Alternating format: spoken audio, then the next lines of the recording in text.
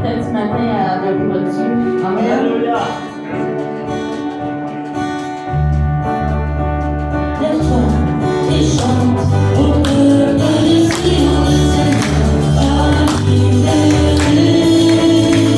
Lève-toi et chante au peuple de Sion, le Seigneur va libérer. Ouvre ton cœur et dis-toi devant lui.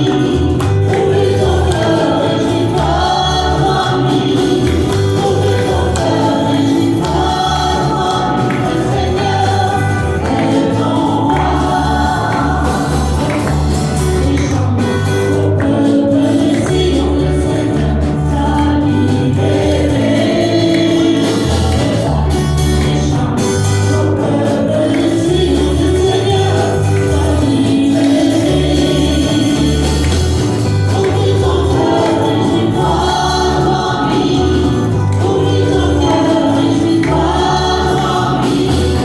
Ouvre ton cœur et dis-toi devant lui. Le Seigneur est ton roi. Et chante au peuple de Sion, le Seigneur t'a libéré.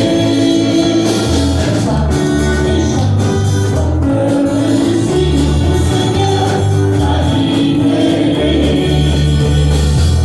Ouvre ton cœur et dis-toi devant lui.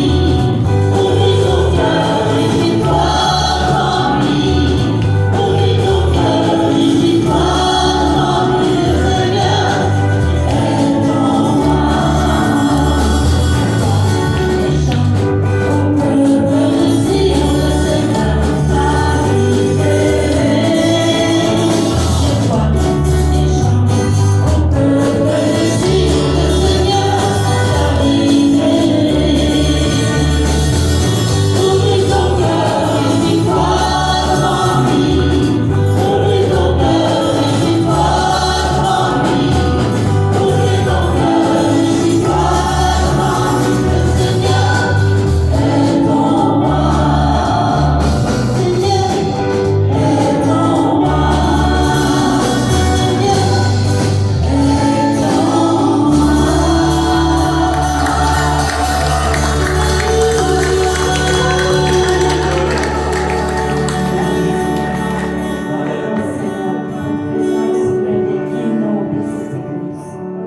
que chaque cœur ce matin, Seigneur, puisse rentrer dans tes paroles.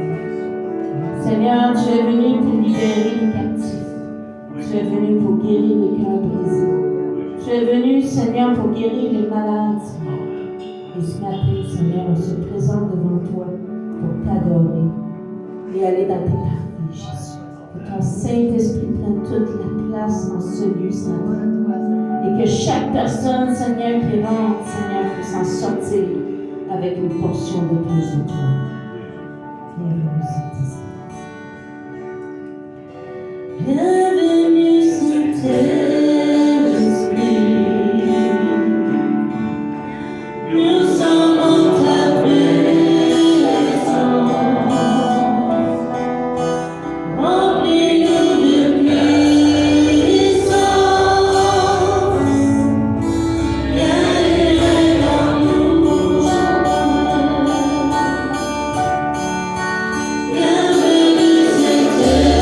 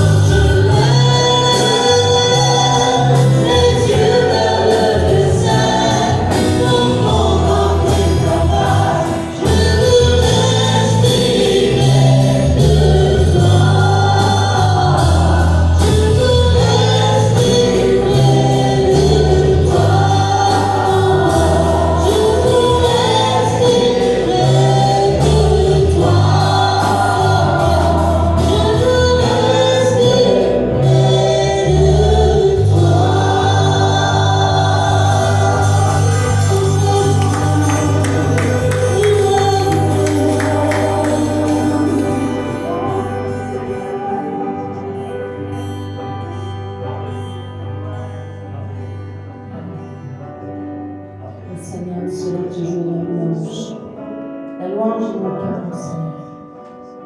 Parce que tu es notre Dieu. Tu es celui qui est venu, Seigneur, nous arracher les ténèbres. Tu es celui qui a payé le prix à la croix. Oh Jésus.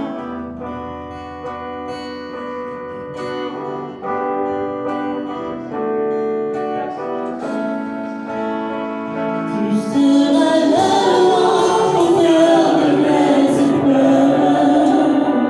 Tu seras la réponse à tout ce que je vis.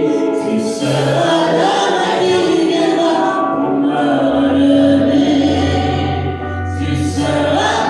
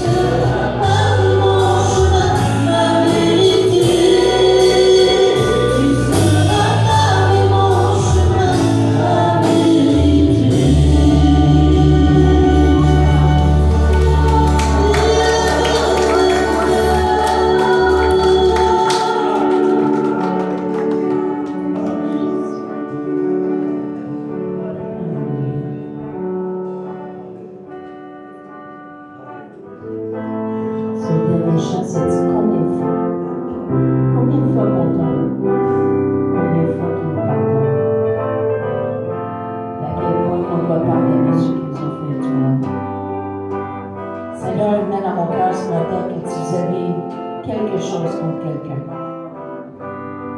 laisse, abandonne, pardonne. Et c'est là que vient la guérison. C'est là où on est capable de le regarder. C'est Seigneur, parce que tu l'as fait pour moi, je vais le faire pour l'autre. Amen. Bien de fois tu as plongé quand je me noyais, bien de fois tu m'as veillé quand je t'oubliais, bien de fois. Oh, bien de fois. Oh, bien de fois.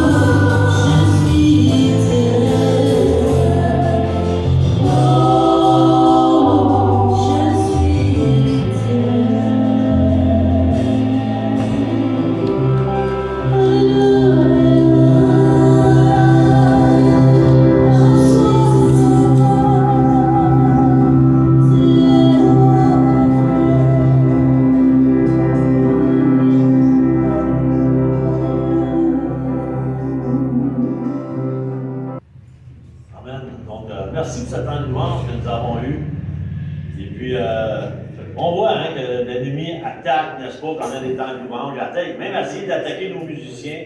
On voit notre sœur Marie, là, qui a de la misère avec ses jambes. On voit notre frère, là, qui est fait le pied. Tu sais, le monde, c'est ça. Le monde, il rentre sur vous venez chanter, puis il sort en boitant. C'est ça. On est bénis par la louange. Alors, ce matin, puis je suis content d'apporter ce message. Tu sais, on a toujours un doute en tant que prédicateur. Est-ce que c'est vraiment le message que Dieu veut qu'on emmène? Puis souvent, quand on va dans les chants, puis qu'on va dans on entend des messages, des exhortations, ça nous donne un indice, voir si oui ou non, tu sais, on est dans la même pensée avec Dieu. Puis ce matin, n'est-ce pas, alors qu'on a chanté le premier chant, hein, on est dans la joie, hein, réjouissez-vous, on est dans la joie. Puis ensuite, on voit le message que notre frère nous a donné, notre frère Marc, qui parlait de jardin, qui parlait que c'est toujours plus vert, pas toujours, mais le monde pense toujours que c'est plus vert ailleurs, puis que le Seigneur était pour s'occuper de notre jardin et tout ça. Puis le titre de mon message ce matin, c'est « Préparons le sol ».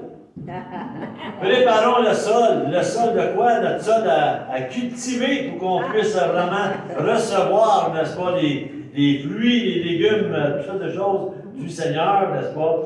Et puis, on va parler de l'église de Philippe ce matin, comme introduction. L'église qui était à l'église de Philippe, c'était une très bonne église. C'était une église, c'est la première que Paul a fondée en Grèce. C'est une église que Paul avait beaucoup à cœur. Il aimait cette église-là. Parce que l'église de Philippe, tu sais, c'est comme quand tu fais quelque chose, ton premier que tu fais, c'est comme tu as toujours un petit attachement comme supplémentaire. Paul aimait beaucoup l'église de Philippe. Et puis, vu que c'était la première qu'il avait fondée également, mais qu'est-ce qui est bon aussi de voir, c'est que Paul écrit à cette église-là, qui est en prison. Paul est en prison, puis il attend son jugement. Le jugement de qui? De l'empereur Néron.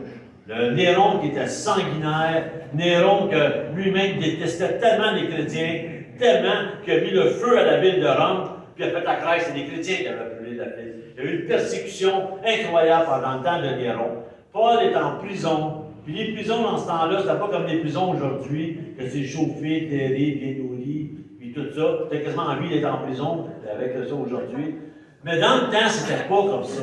Dans le temps, c'était humide, c'était vraiment là, des endroits là, que si tu restais là, tu tombais malade, tu en mourais quasiment. Donc, Paul est là, cette prison-là, il est enchaîné, il attend. Puis alors qu'il attend, il y a quelqu'un qui vient de l'église de Philippe, puis qui vient le voir, et puis c'est Épaphrodite, un monsieur qui travaillait dans l'église, puis qui vient voir Paul, puis qui donne des nouvelles de l'église de Philippe. Paul est à Rome à ce moment-là, donc il est loin quand même de l'église de Philippe. Mais il reçoit une nouvelle, puis la nouvelle, c'est simple, c'est qu'il dit, l'église de Philippe est en danger. L'église que tu as fondée, la première, est en danger. C'est alors que Paul saisit, n'est-ce pas, saisit, puis il dit là, il faut que je réponde à cette église-là. Puis alors qu'il répond à cette église-là, il va se servir d'Épaphrodite également pour retourner vers les Philippiens et puis pour leur parler. Mais la lettre qui va leur parler, puis que Paul va être obligé de répondre, c'est que il y a plusieurs items là-dedans. C'est sûr que quand il est parti, il y a des remerciements que Paul a dit pour les dons qu'il a reçus, parce que l'église de Philippe a pourvu pour Paul qui était en prison, puis Paul a eu un don, d'eux autres en même temps, et il remercie pour ça. Il leur demande également de s'occuper de l'Épaphrodite, celui qui est venu, parce qu'il était malade, et puis il a dit à l'église de Philippe, quand je vous le retourne, puis quand il va arriver, occupez-vous-en parce qu'il est malade. Mais surtout la troisième chose, c'est pas long, hein, rien que 4 chapitres dans le Philippiens. Puis la dernière, c'est le danger de l'instabilité. L'Église en ce moment est instable. Qu'est-ce qui se passe à l'Église, là? Ça va un peu. Elle est secouée de tous bords les côtés. Puis l'Église, en ce moment, est en train de perdre des plumes. L'Église est dans une phase que ça va pas très bien. Elle grandit pas. C'est stable. C'est pour ça que Paul l'a écrit avec rempli d'amour. Puis, pourquoi? Vous savez, là, quand on regarde, là, comme je demandais ici encore ce matin, puis je dis à mon époux, regarde, il y a un nouveau lac qui vient d'arriver sur l'autre côté de la 40. Tu sais, l'eau remonte partout. Puis là, je me dis, mon Dieu, tu sais, des pauvres cultivateurs qui sont là, qui ont encore plein d'eau là-dessus. Après ça, il faut qu'ils enlèvent ça. ben regardez ça va sécher avec le temps. Travailler ça, puis tout ça pour aller quoi? Pour aller chercher un fruit, pour aller chercher quelque chose que la terre va produire. Puis je comparais ça, je regardais parfois les églises. Quand je parle d'église, je ne parle pas de la nôtre, je parle d'église en général. Quand je regarde les églises, c'est à peu près la même chose. Parfois, c'est stable. Pourquoi? Parce que là, dans le cas du terrain, c'est la nature avec les arbres cassés, le gel, l'eau, nappe phréatique, toutes ces choses-là, peut empêcher il empêche le laboureur de faire son travail. Mais nous, à l'Église, parfois, je vois l'Église un peu comme, ça arrive des moments dans son existence qu'elle est comme ça, attaquée, qu'elle ne produit plus, elle est comme remplie si on peut dire, d'inondations, de branches mortes. C'est qu'elle est stable, elle est stagnante. C'est ça qui se produisait avec l'Église de Philippe. Vous savez, l'Église de Philippe, c'était une Église, malgré qu'elle est très bien. Toute Église passe des moments d'épreuve. Parce qu'on a 3 ennemis. C'est sûr qu'on a 3 ennemis à toutes les Églises. Le premier ennemi qu'on a, c'est le monde. Le monde n'aime pas les chrétiens. Le monde, en général, n'aime pas Dieu. Ils le mettent dehors, ils font tout pour ne pas l'avoir, ils ne veulent pas l'avoir dans les jambes. Parce que Dieu, ça leur rappelle tout ce qu'ils sont supposés de faire, ça leur rappelle des bonnes choses. Ils ne veulent pas se rappeler des bonnes choses en même, ils veulent faire leur tête. Donc, le monde, n'est-ce pas, n'aime pas. Si peut-être au Canada, on est bien, mais tu vois, dans d'autres pays, vous allez voir que les chrétiens ne sont vraiment pas aimés et puis sont vraiment classés. Même quand j'avais une compagnie, et puis alors qu'il est arrivé des choses à la compagnie, qui sont frappés les premiers? C'est les chrétiens tout le temps. C'est pas un hasard, c'est tout le temps les chrétiens qui sont frappés pour que le monde, comment je pourrais dire, on n'a pas le même Dieu, n'est-ce pas? Non, c'est pour ça que ça fait des frictions. Mais ça, le monde, c'est contre l'Église. Le deuxième point, c'est nous-mêmes, la chair. Tu sais, des fois, là, on dit, Satan ci, Satan ça. Oui, Satan, c'est le troisième. Le démon, c'est le troisième. Mais le deuxième point, c'est notre chair. Parfois, on n'a même pas besoin de Satan pour saboter l'Église. Juste la manière qu'on est, la manière qu'on agit, qui nous sommes même. C'est le pasteur de Dieu qui m'avait dit ça une fois. Il dit, c'est un homme qui s'en allait sur la rue, puis il a rencontré Satan qui pleurait. Là, il a demandé, qu'est-ce que tu as à pleurer? Il dit, tout le monde met mes affaires sur le dos, c'est pas toujours moi. Et puis, le pasteur a dit qu'il avait dit ça, j'avais toujours souvenu de ça, parce qu'il m'a dit, c'est vrai. Des fois, on n'a pas besoin de lui pour faire des grabuges et faire des choses dans l'Église. Donc, c'est pourquoi que, malgré que c'est une bonne Église, l'Église de Philippe, c'est que le troisième point, c'est là-dessus que je veux m'attarder. Le troisième point, c'est qu'en ce moment, les églises, beaucoup d'églises, ils sont instables. Donc, qu'est-ce qu'il faut faire? Je ne parle pas de démons, c'est sûr que Satan est contre l'Église, c'est sûr que le monde est contre l'Église. Mais si on regarde la lettre ici de Paul, Paul ne s'adresse pas à des ennemis ténébreuses, Paul ne s'adresse pas à Satan, Paul ne s'adresse pas au monde. Paul s'adresse à des chrétiens de l'Église. Donc, c'est un message qui est comme entouré, n'est-ce pas, qui fait partie de l'Église. Ce message qui fait partie de l'Église-là, c'est que Paul dit simplement dans son texte, on va lire les chapitres 1, 3 à 11 pour nous mettre en introduction.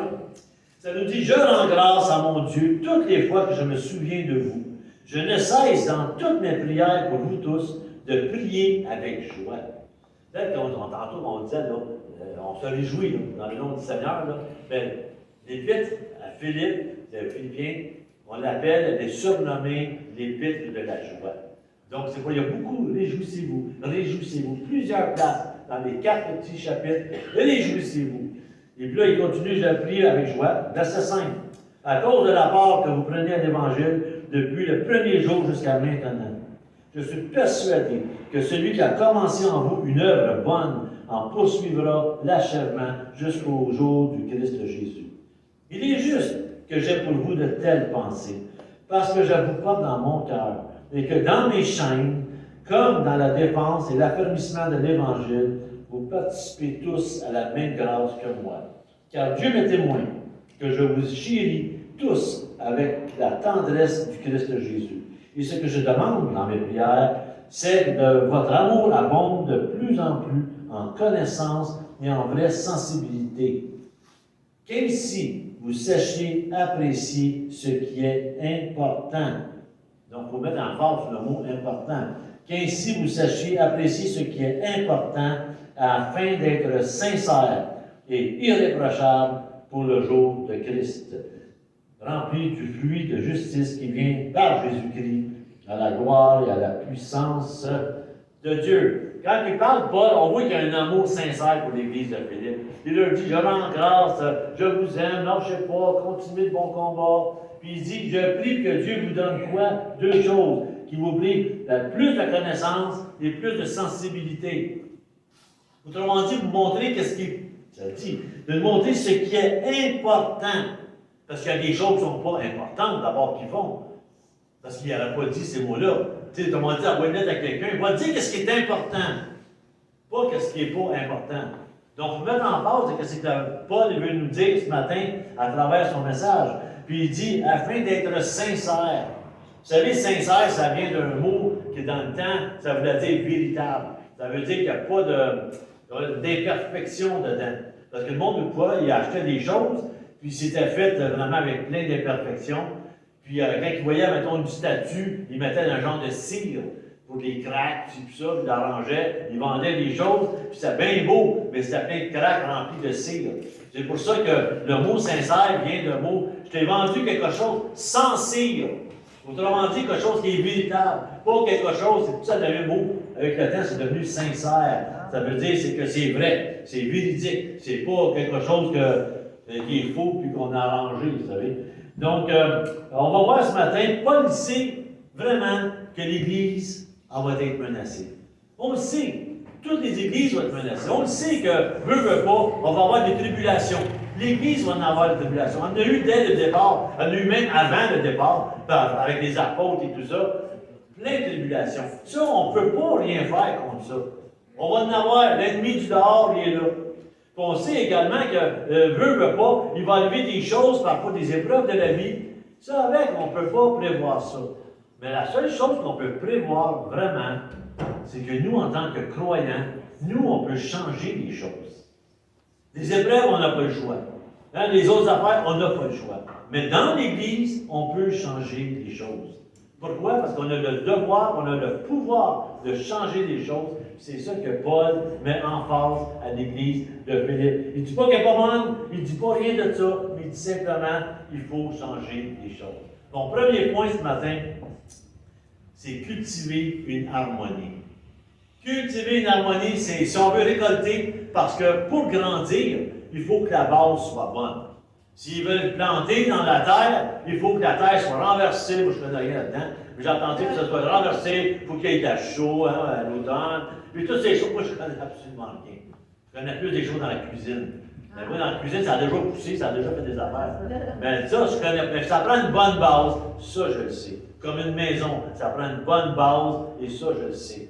Donc, ça prend pour l'Église, pour qu'elle puisse grandir et prendre la place, s'épanouir, ça prend une bonne base également. Donc, le premier point pour une bonne base, c'est vraiment, puis là, je parle ce matin, on va trouver 3 points, puis dans 2 semaines, la semaine prochaine, c'est la fête des mères, dans 2 semaines, on va finir le message avec 3 ou 4 autres points. Mais pour ce matin, cultiver une harmonie. Si tu veux que l'Église grandisse, il faut qu'il y ait une harmonie dans l'Église. S'il n'y a pas d'harmonie dans l'Église, il ne faut même pas s'imaginer que l'Église va grandir. C'est comme les chants. C'était beau un matin, qu'est-ce qu'on a entendu? C'était vraiment beau. Tous les dimanches, c'est beau. Mais il y a une harmonie qui se passe dans tout ça. C'est pas tout le monde qui décide de faire ce qu'ils veulent. De la même manière avec les notes qu'ils veulent. Il y a une harmonie. Puis quand c'est en harmonie, c'est là que tu vois que la gloire monte. Puis la même chose pour l'Église. Si l'Église n'est pas en harmonie, il n'y aura pas grand-chose qui va se passer. Puis Paul, dans sa lettre, il parle de l'instabilité, naturellement, mais il met en phase aussi sur l'harmonie. Quand on va dans le chapitre 4, dans le dernier de Philippiens, à partir du verset 2, il parle à 2 personnes. J'exhorte Évodie et j'exhorte Syntyche à avoir une même pensée dans le Seigneur. Et toi aussi, fidèle collègue, oui, je te demande de les aider, car ils ont combattu côte à côte avec moi pour l'Évangile, avec Clément et mes autres compagnons d'œuvre, dont les noms sont dans le livre de vie. Verset 4. Réjouissez-vous, encore une fois, toujours dans le Seigneur. Je le répète, réjouissez-vous, que votre douceur soit connue de tous les hommes. Le Seigneur est proche. Ne vous inquiétez de rien, mais en toutes choses, par la prière et la supplication, avec des actions de grâce, faites connaître à Dieu vos demandes. Et la paix de Dieu qui surpasse toute intelligence gardera vos cœurs et vos pensées en Christ Jésus. Donc, quand on regarde ça, il y a deux personnes que Paul met en phase quand il répond. Les deux personnes qui sont là, parce que ça fait probablement des problèmes dans l'Église. Par contre, ça fait des problèmes, ça détruit le témoignage de l'Église. C'est important le témoignage de l'Église. Quand on regarde là, ce qui se passe, et puis les gens qui sont là, qui ne prennent pas compte de leur témoignage, on passe un message à d'autres personnes. Pas obligé d'aller à l'Église pour savoir ce qui se passe à l'Église. Tu regardes ceux qui fréquentent l'Église, puis tu peux t'apercevoir ce qui se passe à l'Église. Si la personne en sort de là, joyeuse, en paix, heureuse, bonne et beau fruit, tu vas dire « Wow! » Mais si la personne sort de là, aigrie, triste, avec une âme perverse, tu vas dire « Je ne veux même pas aller là. Je ne sais pas ce qu'ils sont allés manger, mais je ne veux pas aller là. » Donc c'est pour ça qu'il va dire Saint-Tiche, on n'en parle pas beaucoup de ces deux-là. C'est la seule place, même dans le Nouveau Testament, qui soit là. C'est malheureux de voir qu'il y a un problème qui se passe avec ces deux personnes-là. Et puis, ce qui se passe, c'est que Paul prie pour qu'il y ait une même pensée.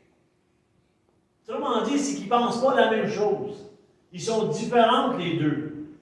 Puis ça fait quoi? Ça fait que dans l'Église, l'ennemi va se servir de ça pour détruire de l'intérieur. L'extérieur, ça ne marche pas pour détruire l'Église, on va essayer de l'intérieur. Puis là, il va se servir de ces choses-là. Parce que notre chair, parfois, on est tellement orgueilleux, on est tellement nous-mêmes, on veut tellement avoir raison, que ça crée des divisions dans l'Église. C'est malheureux. Puis une Église qui va être divisée, ça n'avance pas. Il y a quelqu'un qui disait, je ne sais pas qui, mais quelqu'un avait dit, si tu veux régner sur quelqu'un, divise-les. Puis tu vas régner sur eux autres. Le meilleur moyen de régner sur l'Église, c'est d'y diviser. Je me rappelle une fois, j'avais rencontré au début de la vie chrétienne, peut-être 4-5 ans après, et puis j'avais rencontré un pasteur, puis l'Église allait grandissant, elle grandit encore aujourd'hui. Et puis il me dit, une chose qu'on est fiers, puis il faut faire attention, qu'on travaille très très fort là-dessus, c'est chez nous, en ce moment, il n'y a jamais eu de division. Parce que quand il y a des divisions, c'est là que ça tombe.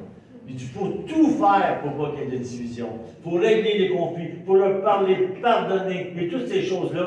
Quand l'ennemi ne peut plus jouer là-dedans, tu n'as pas le choix, ça va grandir, ça va grossir. Et puis, il disait qu'il va dire Saint-Tiche dans le texte, ils sont membres de l'Église. Ce ne sont pas des gens qu'ils n'ont jamais vus. Ce ne sont pas des nouveaux non plus. Parce que Paul le dit, ils ont combattu avec moi. Ils ont fait des choses. C'est des personnes, selon les commentaires, qui sont très influentes. C'est des personnes très considérées. Donc, c'est des personnes là, que tu ne peux pas dire que c'est pas des bonnes personnes. C'est des très bonnes personnes, mais ils ont chacun leur pensée. Puis à cause de ça, ça fait des divisions dans l'Église. Et puis Paul, qu'est-ce qu'il va dire, lui? Il va dire, regarde, je prie qu'ils aient une même pensée.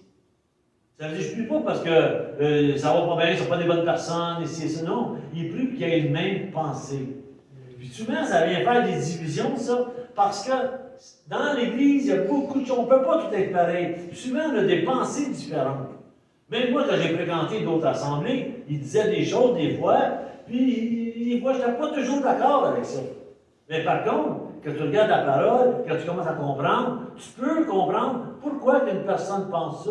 Ou encore, des fois, c'est que c'est simplement toi qui n'as pas compris. Regardez aujourd'hui comment c'est divisé dans le monde entier. Ah, il y en a, non, moi je crois parler en langue. Les autres, ils ne croient pas. Non, c'est satanique. Non, c'est pas bon. Là. Après ça, non, l'autre, il croit au miracle. Non, les miracles, c'est rien dans le temps de Jésus. Après ça, il y en a un autre, non, c'est pas ça du tout. Le retour du Seigneur, c'est important. Ça va être après les tribulations. Mais non, ça va être avant les tribulations. Mais non, ça va être dans le milieu des tribulations. Lui, il s'astine. On a plein de choses. Puis quand tu acceptes le Seigneur, tu es toujours sauvé. L'autre, ben non, tu peux perdre ton salut. Ah ben non, c'est tout. Ça fait des chicanes, des divisions. C'est pour ça que Paul est au courant que ça va arriver, ces choses-là, dans l'Église. Mais qu'est-ce qu'il dit, Paul? Mettez en force ce qui est important. C'est-tu important de savoir que tu crois que tu es toujours sauvé ou pas assez sauvé? Si tu aimes le Seigneur, si tu suis le Seigneur, si tu pries le Seigneur, si tu fais partie, puis tu es là avec lui, tu es comme ça avec le Seigneur, mais oui, tu vas être sauvé. Mais si par contre, pour toi, mettons, toujours sauvé, non, si tu n'es pas confortable avec ça, moi, c'est comme je dis aux gens, que tu penses un ou tu penses l'autre, il faut toujours que tu donnes le 100% de toi-même. Il faut toujours, tu es avec le Seigneur, tu aimes le Seigneur, tu suis le Seigneur. Par contre, tu fais ça, tu vas être sauvé. Mais si tu penses que tu es toujours sauvé, puis là, je peux me permettre ci, je peux me permettre pas, non. Ah, ben là, je peux me permettre ça, je peux me permettre ci, je peux me permettre ça. Tu as dit, mais, vous savez, ça vient à la même chose. Quand tu parles avec ceux qui croient, qui sont toujours sauvés, puis tu dis, ouais, mais tu comprends pas. Puis là, tu dis, oui, mais regarde, si tu suis Seigneur, si tu fais ça, puis si tu es proche de lui, tu as vraiment donné ta vie, puis il va être sauvé. C'est lui qui n'a pas fait ça, mais parce qu'il n'avait pas vraiment donné sa vie, il n'avait pas. C'est toutes des choses, pas des niaiseries, mais des choses qu'il y a beaucoup plus importantes que ça. Puis qu'est-ce qui est important? C'est de marcher avec lui, c'est de marcher dans sa parole. Puis même si quelqu'un parle pas, moi je ne crois pas au miracle, c'était dans le temps. OK, la parole de Dieu dit qu'il y a des miracles, puis Dieu dit qu'il va faire des grandes choses. Moi je crois qu'il va en avoir encore aujourd'hui des miracles. Mais tu peux pas le croire. C'est correct. Mais l'important, c'est garde tes yeux sur Dieu. C'est ça qui est important. Ah, tu ne crois pas au parole? Ben, parle-moi, c'est tout. Mais va dans le Saint-Esprit, lis ta parole, puis sois quelqu'un qui a beaucoup de fruits, puis va, puis parle du Seigneur, sois un bon témoignage à quelqu'un. C'est ça qui est important. C'est pas des petites chicanes, des ci, des ça. Donc, je ne sais pas, il m'a dit Saint-Tige, t'as quoi exactement? Je ne sais pas. Peut-être que c'est pas un problème de télévision ou d'émission dans ce temps-là, ça on le sait. Mais je ne sais pas c'est quoi. Puis Paul, c'est tellement pas important qu'on mentionne même pas. Paul dit, ayez une même pensée dans le Seigneur. Une même pensée. Qu'est-ce que j'aime de Paul? C'est que si on n'a pas de même pensée dans l'Église, les gens nous regardent dehors, les gens vont être confus. Les gens, ils vont dire, mais on ne sait plus qui croire, là. C'est quoi qui se passe dans cette Église-là? Ils disent de s'aimer les uns les autres, puis ils sortent de là, puis ils saillissent les uns les autres. Ça n'a pas de bon sens. Tu sais, ou encore la personne dit, ah Dieu, j'ai confiance en Dieu, puis c'est ma sécurité, puis il sort de là, puis la personne, elle chiale, puis elle sac, puis elle crie, puis elle n'est jamais contente, puis elle ne fait pas confiance à personne, puis même à Dieu, et c'est pas lui qui va descendre du ciel m'aider. Tu sais, c'est comme, le monde sont confus dehors. Donc, on a besoin, si on veut vraiment la bonne base dans l'Église, c'est de s'approcher de Dieu, puis de croire vraiment que Dieu peut faire quelque chose. Quand il disait un matin dans l'exhortation, quand il disait « Je vais m'occuper de ton jardin », c'est pas t'asseoir sur ton steak et tu laisses Dieu faire. C'est que tu travailles la terre. Parce que regardez dans la Genèse, Dieu a fait l'homme pour labourer la terre, ça le dit. Laboure ta terre, travaille-la, puis Dieu va t'aider à t'occuper, à te débarrasser de la mauvaise herbe, et à te débarrasser de tout ça, de choses comme ça.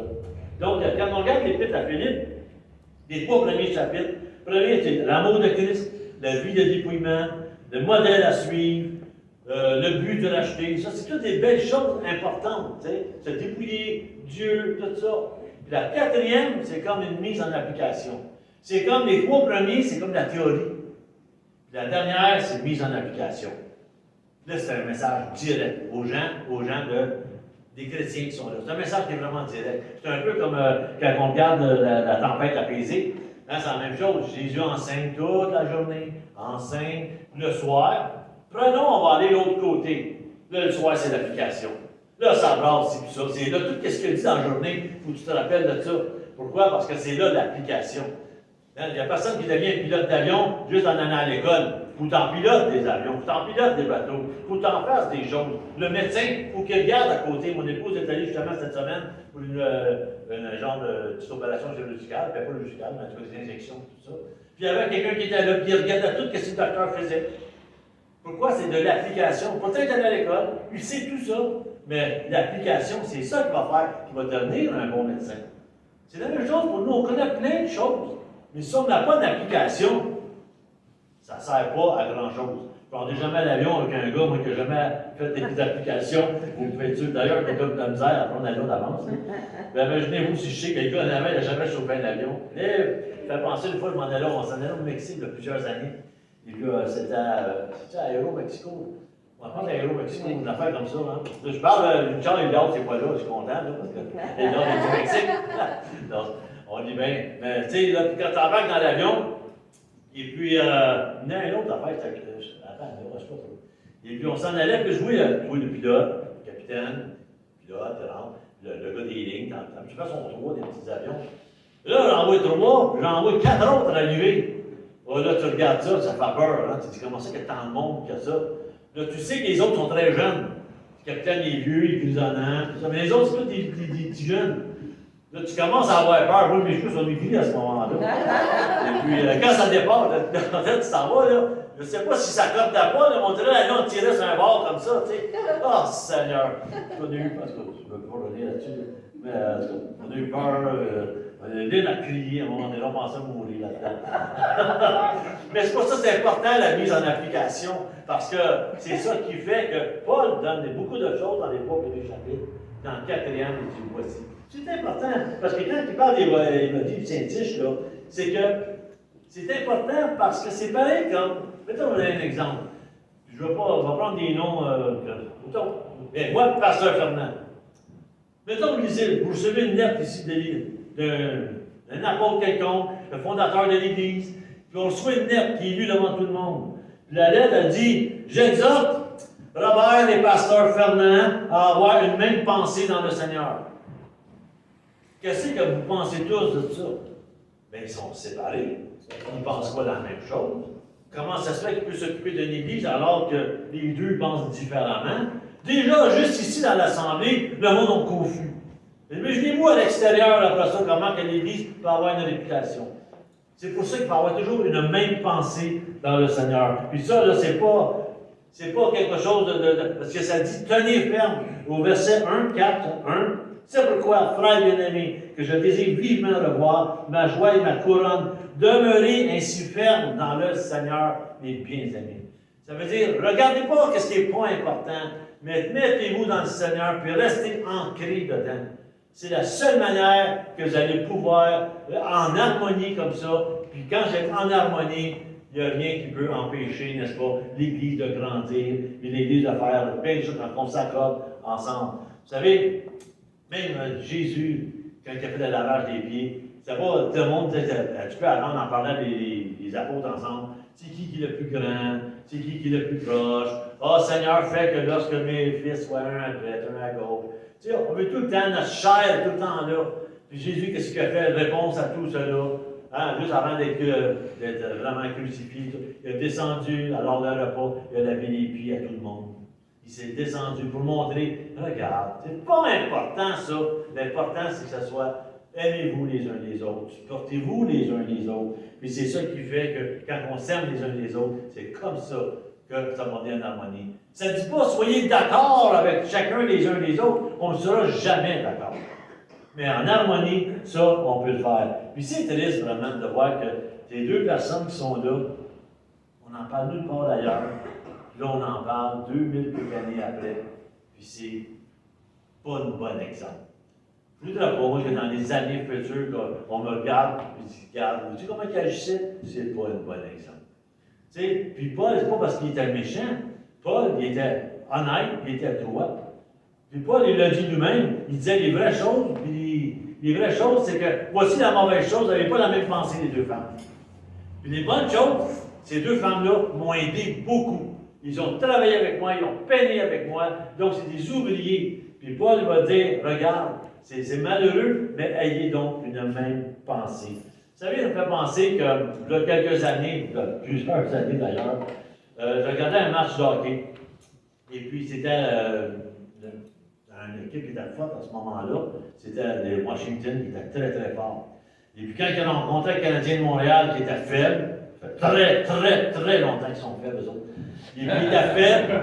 Mais dans ce moment-là, de plusieurs années, il y avait une harmonie qui était là. Et puis quand ça a commencé la série, tout le monde disait Washington, 4 parties, c'est fini. Ils vont les laver, rien comme ça. Mais le problème qui arrive, c'est que Washington, ça disait dans le temps, oui, il y avait des bons, il y avait des grands joueurs qui étaient là, mais c'était plutôt individuel. Les joueurs étaient comme égoïstes, ça pensait à eux-mêmes. Alors qu'ils pensaient à eux-mêmes, oui, il y avait des bons joueurs, des qui scoraient et tout ça, puis il avait eu beaucoup de succès. Tandis que les Canadiens n'avaient absolument rien de ça. Mais la différence, c'est que les Canadiens vivaient en harmonie. Eux autres, ils n'avaient pas d'harmonie. Puis le résultat de la série, c'est que les Canadiens les ont battus en 7 parties. Tout le monde était tombé à terre. Mais voyons donc, comment ça fait un si fort que ça peut vraiment être défait par un plus faible comme ça. La seule chose, c'est qu'il y avait de l'harmonie. Le monde, il s'aidait ensemble. Le monde s'encourageait ensemble. Puis alors que tu fais ça, rien n'est possible à Dieu de pouvoir semer dans une église comme ça et voir des belles choses arriver. Le deuxième point, c'est cultiver un esprit de joie. Vous savez, là, dans 4.4, ça nous dit « Réjouissez-vous dans le Seigneur », je le répète, « Réjouissez-vous dans le Seigneur », dans tous les chapitres, « Réjouissez-vous dans le Seigneur ». Pourquoi?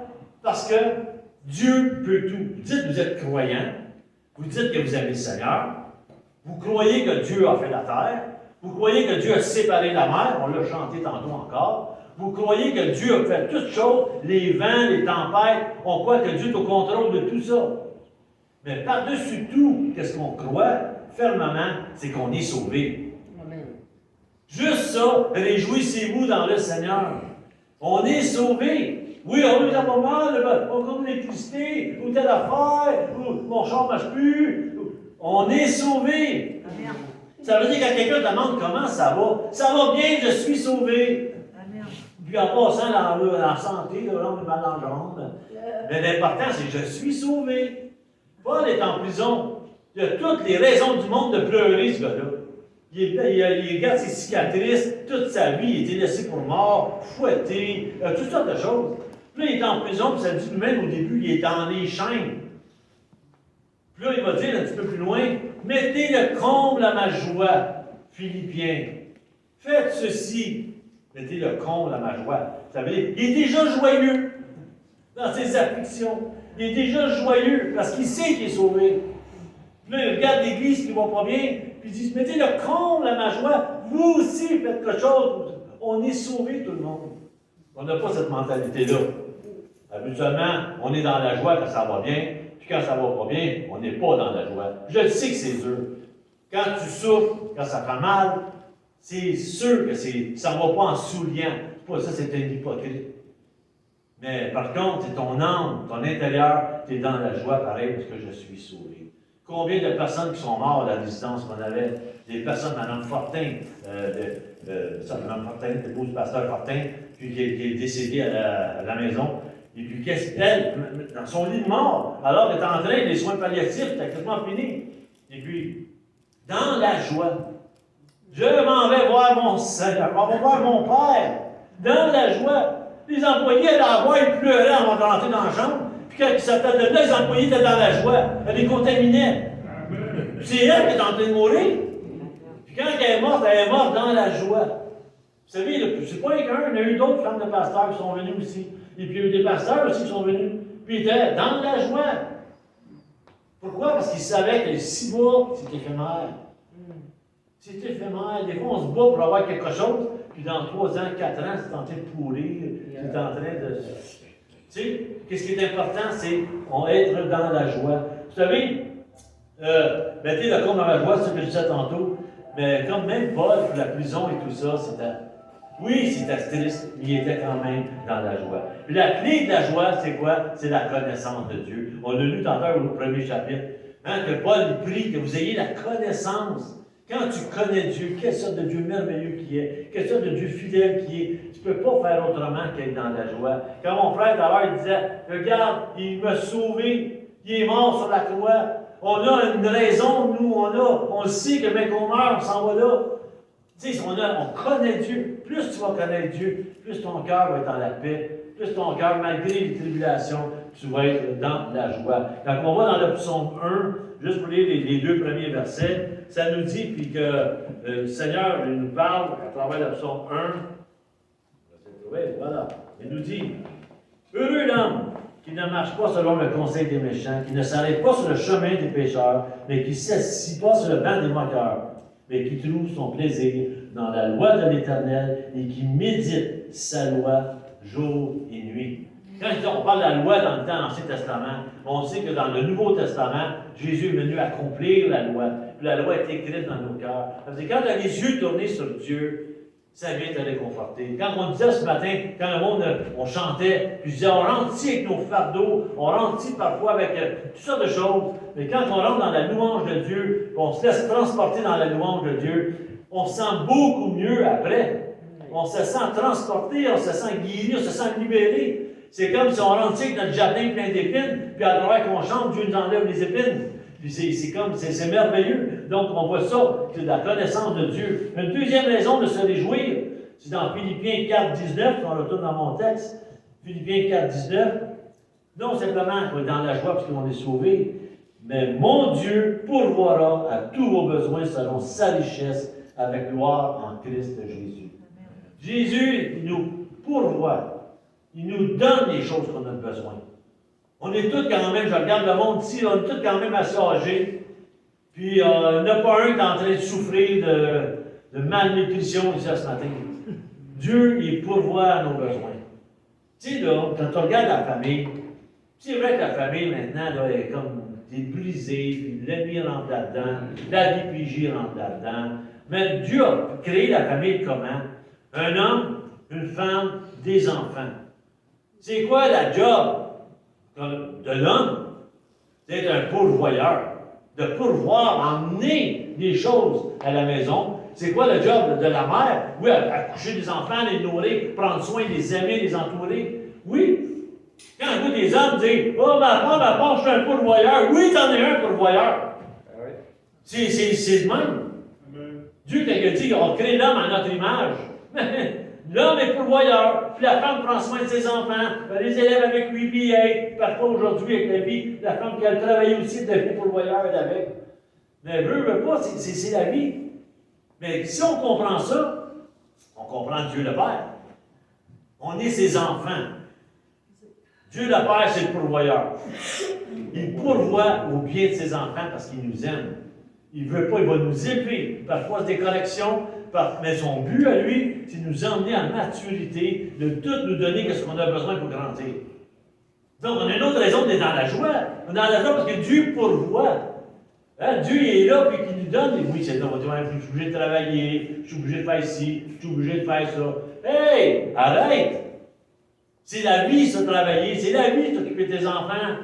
Ça fait penser, moi, quand j'avais mon buffet, j'avais des gars qui travaillaient pour moi. Là, il y en a un qui était malheureux une journée. J'ai dit, qu'est-ce que t'as d'être malheureux? Non, il dit, ma femme, elle a quelque chose à soir. OK. Je dis, pourquoi t'es malheureux? Bon, je suis obligé de garder les enfants. Puis, ben ouais, non, t'es obligé de garder tes enfants. C'est tes enfants, t'es gardes de pas, c'est à toi. Oh, ouais, mais c'est pas pareil, là, qu'elle n'est pas là, c'est tout ça, là, faut que je les garde, faut que je les surveille. Puis, ben, j'ai dit, franchement, là, il est temps que. T'as pas qu'à dire dans ce temps-là. J'ai dit d'autres mots, là. Réveille-toi un peu, là, tu sais, parce que c'est pas ça la vie, pas du tout. Et bien, il faut que je garde mes enfants. Mais on a un exemple que le Père est pourvoit. Puis ça, là, ça vient nous rassurer. Quand j'étais petit gars, là, puis je savais que mon père était parti travailler, mais je savais que je mangeais. Puis je savais qu'il était là pour la sécurité de ses enfants. Puis c'est ça même le Dieu, notre Père, il est tellement plus, comment je pourrais le dire, beaucoup plus supérieur qu'un père normal comme nous. Hein? Comme Jésus dit lui-même. Pourquoi vous inquiétez? Pourquoi vous inquiétez? Là? Les oiseaux, ils mangent, là. Est-ce que les oiseaux s'inquiètent? Les fleurs des champs, là, ils poussent. Votre Père sait que vous en avez besoin. Votre enfant sait que vous en avez besoin. Votre enfant, il avait 2-3 ans, je le donnais à mes petites filles hier, ça a la fête à mon jambe. Et puis les petites filles, ça sautait sur la trampoline, puis ci, puis ça. Puis regardez, les autres se souciaient pas du tout qu'est-ce qu'on va manger à soir. Ni qu'est-ce qu'on va manger demain. Ou que je vais être vêtu demain. Non, c'est des enfants. C'est la même chose avec Dieu, notre Père. On est des enfants. On n'a pas affaire à s'inquiéter. Donc Dieu, il pourvoit. C'est pas Dieu va pourvoir peut-être, c'est Dieu pourvoit. C'est pour ça que c'est important de vraiment regarder qu'est-ce que Dieu fait. Et puis, le troisième point, tu te souviens un point là-dessus? Ah oui, l'autre point, c'est vrai. Troisième point. On s'en met avec quelque chose d'autre. L'autre point, c'est l'assurance. Quand je regardais encore l'eau, là, quand on s'en venait, il y a beaucoup de maisons, on sait dernièrement, qui ont eu beaucoup d'eau. Il y en a que les maisons ne sont même plus achetables. Il y en a d'autres que des maisons sont comme, regarde, personne n'en veut, puis personne ne veut les aider. C'est des gens qui, année après année après année, sont dans l'eau tout le temps, ils n'ont aucune assurance. Ça veut dire, tu as des problèmes, arrange-toi avec tes troupes. Aucune assurance. Mais pourquoi nous, on est dans la joie? Parce qu'on a une assurance auprès de Dieu. Tu ne t'abandonneras pas. Hein? Le père normal peut abandonner ses enfants. La mère normale peut abandonner ses enfants. On le voit tous les jours. Demandez à les gens de travailler à TPG, on vous le dit. Ça arrive à tous les jours. Mais mon père à moi, notre père à nous abandonnera jamais. Amen. Ça, c'est une assurance. J'avais même un verset pour ça dans Romains 8. Ça dit, ni les morts, ni la vie, ni les anges, ni les dominations, ni les choses présentes, ni les choses à venir, ni la puissance, ni la hauteur, ni les profondeurs, ni aucune créature ne pourra nous séparer de l'amour de Jésus manifesté, l'amour de Dieu, pardon, manifesté en Jésus-Christ, notre Seigneur. Ça, c'est la plus belle assurance. Vous savez, c'est ça qui fait que, veut pas, on est dans la joie. Dans la joie, pourquoi? Parce qu'on est sauvé. Dans la joie, parce qu'il est pour roi. Dans la joie, parce qu'on a une belle assurance. Donc, de quoi qu'on a à se plaindre? Il dit Bobo? Paul dit, mais tiens, en phase, qu'est-ce qui est important? Le restant, je sais tout ça. Je sais les conséquences. Je sais toutes ces affaires-là. Je le sais. Mais l'important, c'est de mettre en phase sur qui? Sur l'Église, sur les âmes, sur ce que Dieu fait pour nous. Puis ça va laisser tomber bien des petites affaires. Le troisième point, puis je vais finir avec celle-là, c'est cultiver un esprit de contentement. Paul est en train de dire, oui, une harmonie. Oui, être dans la joie. Mais le troisième point, c'est cultiver un esprit de contentement. On n'est jamais content. Paul dit au verset 5, que votre douceur soit connue de tous les hommes. Le Seigneur est proche. Nous, on dit douceur, ça veut dire pas de chicane, doux, aimable. Mais quand tu vas dans le mot grec, le mot grec, il veut dire, je vais t'amuser à dire, épiokiès. C'est ça le mot de douceur. Dépendamment de ce qu'il y a alentour de ce mot-là, ça peut prendre plusieurs formes, plusieurs mots. Nous, on résume ça par douceur. D'abord, c'est un des fruits de l'esprit, mais douceur. Mais ça veut dire aussi, Paul est en train de dire que votre douceur, je m'excuse quelques points que si le mot pourrait dire, que votre nature soit douce, raisonnable. Que votre générosité soit là. Bonne volonté, amabilité. Ça, c'est des choses quand même qui font partie de nous, c'est comme dans l'ADN, si on veut. Quand on appartient à Jésus-Christ, cette douceur-là est supposée être ancrée dans notre cœur. Ensuite, il parle un peu que ça dégage comme fruit. Le même mot, là. Charité envers les fautes des autres, miséricorde envers les échecs des autres, indulgence, clémence, grand cœur, modération, tolérance, soit connu de tous les hommes. Voyez-vous comment que Paul, un mot, il te laisse réfléchir pendant des années. Juste avec tout ce que ça pourrait dire, là, c'est ça que Paul aspire à l'Église. C'est que votre douceur soit connue de tous les hommes. Parce que si c'est ça, vous avez ça en vous, quand vous allez aller dans le monde va reconnaître cela.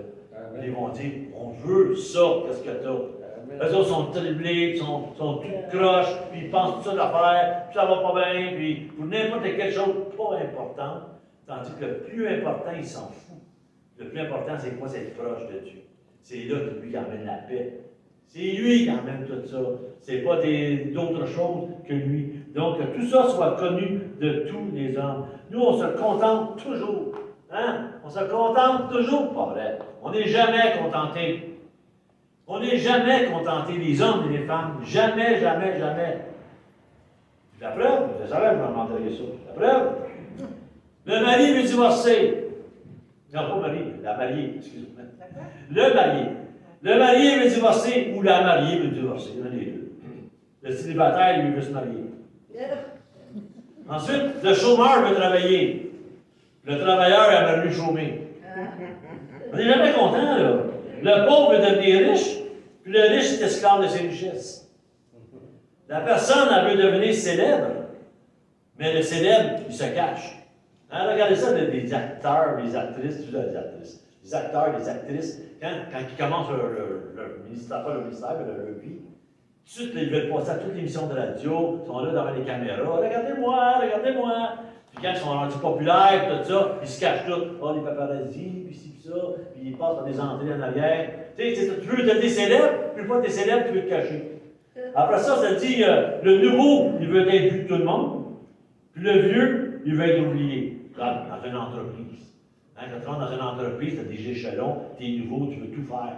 Regardez-moi le travail, regardez-moi le. Puis là, une fois que tu as atteint, tu es plus vieux, oubliez-moi, laissez ça aux jeunes. Maintenant, c'est fait d'ouvrage.